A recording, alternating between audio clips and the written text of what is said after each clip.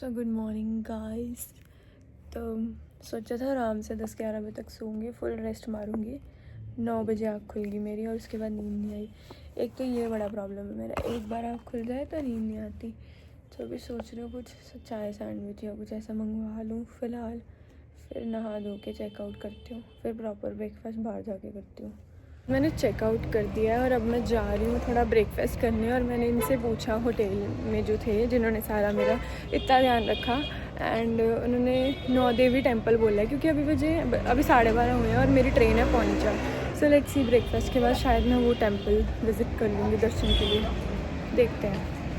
Final मैंने breakfast कर लिया और अब मैं जा रही हूँ नौ देवी टेम्पल। नौ देवी से पहले I visited this Chamunda Devi मंदिर, दर्शन हो गए हैं डन। अब चलो अपनी सवारी में फॉर नेक्स्ट जगह। पहुंच गई हूँ नौ देवी टेम्पल। ऐसे थोड़ा नीचे जाके आई है, एक तो टांगों ने जवाब दे दिया हुआ, चलना वलना मुश्किल हुआ थोड़ा। टांगों ने नीज़ की ग्रीजेस ख़त्म।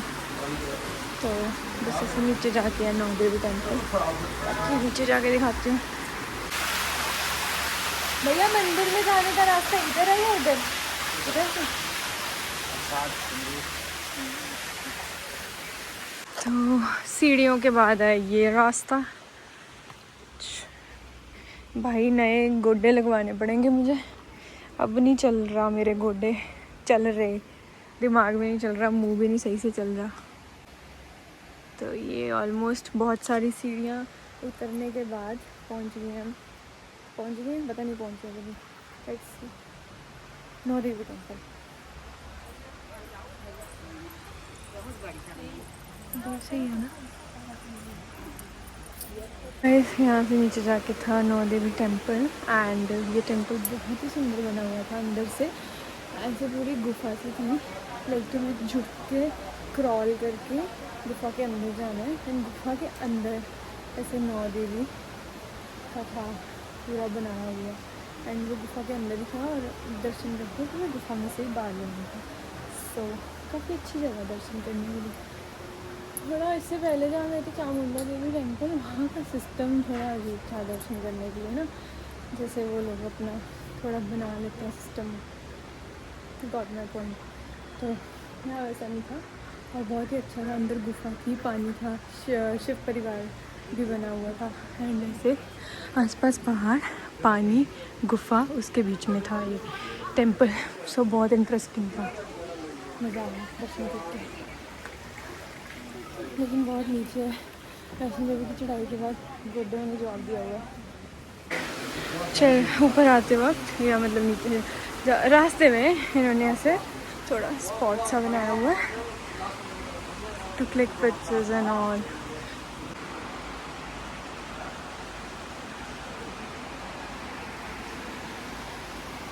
आया था उन्होंने, मतलब ये जो गुफा है वो पहले से बनी हुई है, बनाई नहीं है। इधर से आप अंदर गए ना, वहीं से बाहर आते थे। अच्छा, साइड जो बैक साइड से आपको निकाला गया ना, हाँ, वो बनाई है, फिर वो बनाई है, क्योंकि पब्लिक ज्यादा होने के कारण जो है आना जाना ज्यादा भीड़ पड़ जाती है। तो वो नौ देवियों को कंजक पूजन किया था, कन्या पूजन किया है यहाँ 5 पांडवों।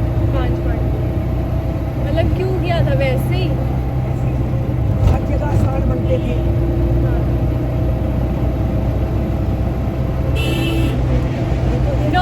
नौ कन्याओं का किया था। वो देवियाँ हैं ये माता रानी, 9 माताएं, हाँ, उनका किया था, उनका किया है। अच्छा, यही स्थान है, यहाँ पे आपको एक जगह इकट्ठी मिलेंगी, वरना और कहीं इकट्ठी नहीं मिलेंगी। अच्छा, यही इकट्ठी एक ही जगह पे होंगी, यहाँ पे। बाबा जीतो जी का मंदिर कितना प्यारा लग रहा है, वाओ, मैंने खुद भी देखा है। और अब इसकी हिस्ट्री में जाके पढ़ती हूँ से, जो मुझे इतने आज पूरा दिन प्रॉपर दर्शन जो जिन्होंने कराए हैं वो है ये अंकल। इन्होंने अच्छे से मुझे एक्सप्लेन किया कौन सी जगह का क्या लाइक हिस्ट्री रही है, क्या है, और पूरा दिन एकदम सेफ्टी के साथ बहुत अच्छे से उन्होंने मेरे को पूरे दर्शन कराए। Thank you so much. आपका नाम क्या है? केवल कृष्ण। मज़ा आया दिन बढ़िया गया ना। फिर ना हो गया यहाँ का डन और आ गई हूँ मैं रेलवे स्टेशन कटरा के। ओके जी, मिलते हैं दोबारा जब बुलाओगे आप। तो अभी हो गया 4:45 और मेरी जो ट्रेन है वो है 4:45, तो 2 घंटे यहाँ टाइम पास करना है। 1 घंटा तो खाने पीने में हो ही जाएगा, बाकी का 1 घंटा बैठना पड़ेगा। देखते हैं। मैंने ट्रेन ढूंढी है, कोई रेस्टोरेंट ट्रेन स्टाइल स्टेशन के अंदर ही। चलो, एक तो पौड़ियों से मैं थक गई हूँ भाई, गोड्डा नहीं चल रहा मेरा। सो लेट्स सी, कोई चेन खींचो। इतने भी सुंदर नहीं हो गया, मेरा हाथ छोड़ दो। अरे पूरी ट्रेन में कोई नहीं। ये देखो, सोलो ट्रिप। भगवान जी हिंट्स देते रहते हैं, आराम से सोलो ट्रिप करो बेटा, कहीं पे कोई भी नहीं होता। सही यार, तो मुझे आपको स्टोरी बतानी थी ना बाबा जीतू जी की, जो मंदिर के पीछे है। तो मैंने सोचा मैं उसकी फ़ोटो खींच लाई थी, क्योंकि आराम से बैठ के पढ़ूंगी और बताऊंगी।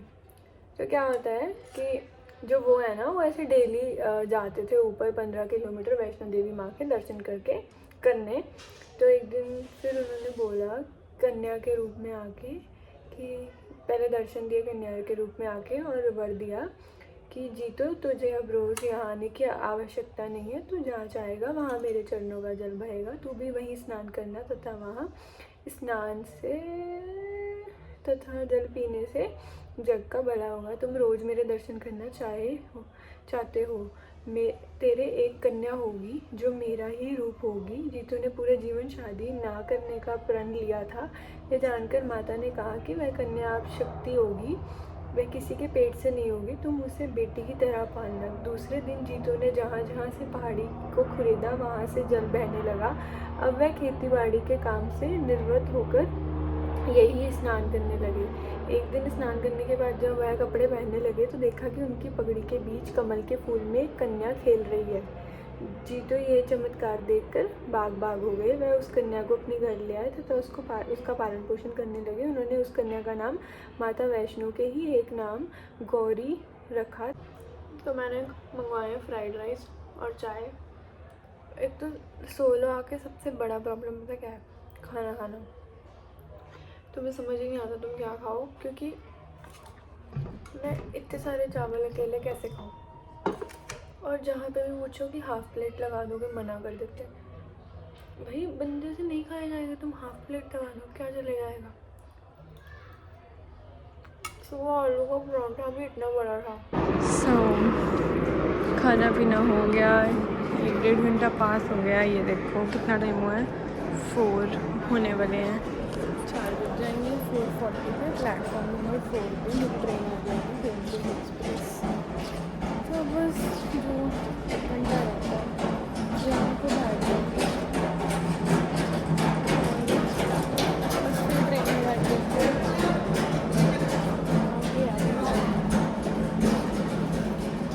जब ये सब चीज़ें अकेले करती हो ना, तो यही सोचती हूँ यार, सिर्फ तूने कभी सोचा हो तो ये सब करेगी। नेवर इमेजिन कि मैं ये सब करना चाहती थी शुरू से ना। मेरे को शौक था अकेले घूमने का, अकेले फ्लैट में रहने का। मेरी ये मतलब ये अभी भी है कि मैं किसी और सिटी स्टेट कहीं और जाके अकेले, जो लोग फ्लैट्स में नहीं रहते या घर में रहते हैं अकेले, थोड़ा वैसे ही रहूँ मेरे को है। वो तो अभी मेरा नहीं हुआ पूरा। लेट्स शायद ये नहीं। तो मेरी ट्रेन तो लगी हुई है यहीं पे, बस मेरा जो कोच है वो बहुत आगे है, इंजन के पास है, 3rd नंबर पे A1। वो रहा इंजन, तो A1 तो यहीं पे होना, S1 के बाद होगा शायद। लेट्स सी भाई, चल के बैंड बज चुकी है मेरी। उधर से पहाड़ भी दिख रहे हैं। इस पूरा एंड तक जाने के बाद मेरा दिमाग चला कि जब मैं आ रही थी तो इंजन उधर था, इसलिए 3rd डब्बा था। अब जाने टाइम उधर है इंजन, तो डब्बा तो वही होगा ना। समझे मेरी बात? आप समझे? लाइक जब मैं आई थी तो इंजन उधर था, तो तीसरा डब्बा उस इंजन से था। अब जब मैं जा रही हूँ तो पीछे से तीसरा डब्बा हुआ है, 3rd लास्ट। सो मैं लिटरली पूरा एंड तक गई हूँ और वहाँ जाके मुझे ये चीज़ रियलाइज़ हुई है, अब मैं ट्रेन के एकदम उधर अब उधर तक जाऊँगी।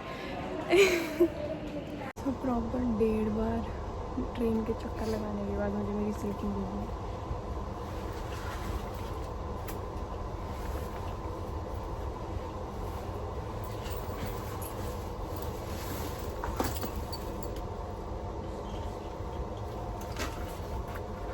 मुझे नहीं पता मैं ऊपर वाला स्लीपर क्यों ले लेती हूँ बार, अब नेक्स्ट टाइम नहीं लूँगी, अब बंदरों की तरह चढ़ूँगी मैं ऊपर।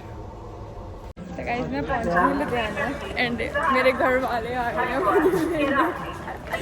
लाइक पहले ना इतने टाइम से ट्रेन दिखा रही थी कि आधा घंटा लेट पहुँचेगी, आधा घंटा लेट पहुँचेगी, और मैंने ऐसे चेक कर लिया, मैं क्या देखती हूँ कितना टाइम रहेगा, वैसे ही कर लिया और इसमें दिखा रहे 10 मिनट में पहुँचने वाले।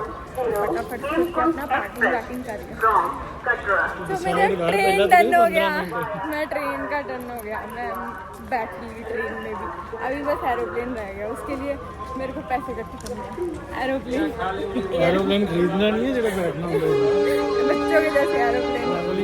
गाइस जो रिचुअल है इस बार भी पूरा हुआ है, कुछ ना कुछ छोड़ के आने का। चोट वाला तो मैंने बता दिया आप लोगों को, लाइक मैंने इतना ध्यान रखा अपने सामान का, इतना ध्यान रखा, लेकिन एंड पे आके जब मैं लुधियाना में ट्रेन से उतरी हूँ, मैं अपना एक सामान छोड़ आई हूँ और मुझे ये पार्किंग में आके याद आया कि मैं जो बुक पढ़ रही थी, जिसकी स्टोरी अभी मैंने डाली भी है, वो बुक मैं ट्रेन में छोड़ आई हूँ।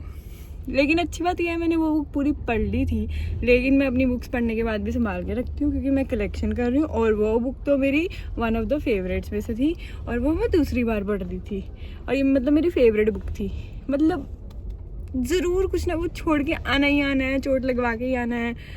क्या है ये, मतलब किसने गुड़िया बनाई है मेरी, बताओ। मतलब मैंने पूरा ध्यान रखा, ना होटल में कुछ रहे, ना ऊपर भवन में कुछ रहे, ट्रेन में एकदम एंड में। गुस्सा आ रहा है मुझे अपने आप पे।